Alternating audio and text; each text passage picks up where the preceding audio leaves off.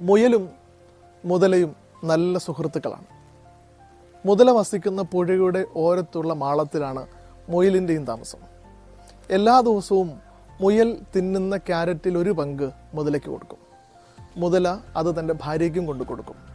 ഒരു ദിവസം ഭാര്യ ഭർത്താവായ മുതലയോട് പറഞ്ഞു, എന്ത് മധുരമാണ് ഈ ക്യാരറ്റിന്.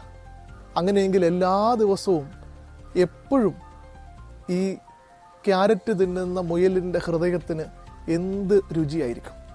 അതുകൊണ്ട് എനിക്ക് മുയലിൻ്റെ ഹൃദയമാണ്. മുതല പറഞ്ഞു, ഭാര്യയെ, അത് സാധിക്കുകയില്ല. ഞങ്ങൾ നല്ല സുഹൃത്തുക്കളാണ്.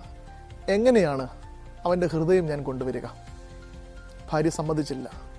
നിർബന്ധത്തിന് വഴങ്ങി മുതല മുയലിൻ്റെ അടുക്കലെത്തി. മുയലിനോട് പറഞ്ഞു, എൻ്റെ ഭാര്യയ്ക്ക് നിന്നെ കാണണമെന്നും നീ നൽകുന്ന ക്യാരറ്റ് സ്വന്തം കൈകൊണ്ട് വാങ്ങണമെന്നും ഒരാഗ്രഹം. മുയൽ പറഞ്ഞു, എനിക്കതിൽ സന്തോഷമേ ഉള്ളൂ, പക്ഷേ എനിക്ക് നീന്താൻ അറിയില്ലല്ലോ. മുതല പറഞ്ഞു, എൻ്റെ മുതുകത്ത് കയറുക, ഞാൻ എന്നെ സുരക്ഷിതമായി ഭാര്യയുടെ അടുക്കലെത്തിക്കാം. അങ്ങനെ മുതലയുടെ മുതുകത്ത് കയറി മുയൽ യാത്ര ചെയ്യുകയാണ്.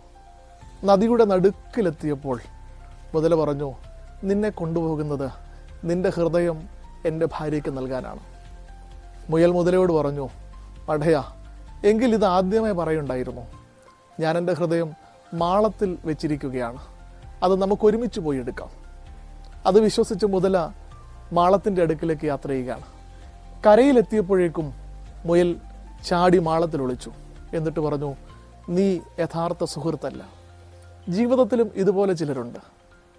നമ്മളോടൊപ്പമുണ്ടെന്നൊക്കെ അവർ പറയും, നമ്മളെ തെറ്റിദ്ധരിപ്പിക്കും. എന്നാൽ അവരുടെ ആവശ്യത്തിനും അവരുടെ സുഖത്തിനും നമ്മൾ നശിച്ചാലും കുഴപ്പമില്ല എന്ന് ചിന്തിക്കുന്ന ചിലർ. ശരിയല്ലേ? എല്ലാവർക്കും നന്മകൾ ഉണ്ടാകട്ടെ എന്ന് പ്രാർത്ഥിക്കുന്നു.